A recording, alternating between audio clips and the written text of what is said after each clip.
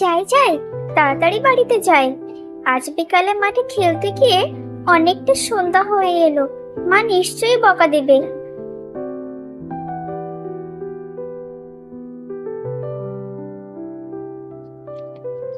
আরে, এটা আবার কেমন ডিম? কেমন সোনার মতো দেখতে, আবার জ্যোৎস্নার আলোয় চকচক করছে। আমাকে ভয় পেও না, আমি হলাম জাদুর ডিম।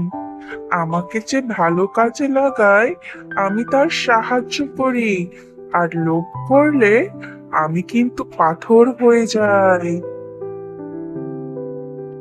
হুম, আমি শুধু যদি আমার নিজের ভালোর জন্য চাই, তাহলে সেটা লোভ হয়ে যাবে।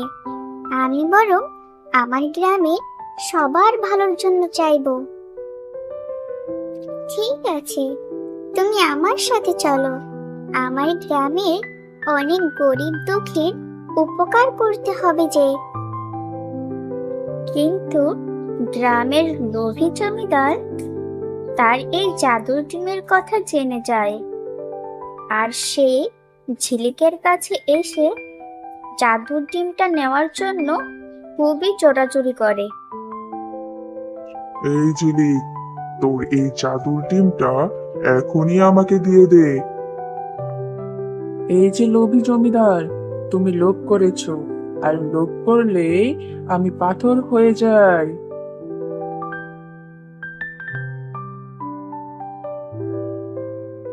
ওরে বাবারে, আমার ভুল হয়েছে, আমি এখন পালাই। ঝিলিক ডিমের জাদু দিয়েই গ্রামের মাঠে ফসল ফলায়।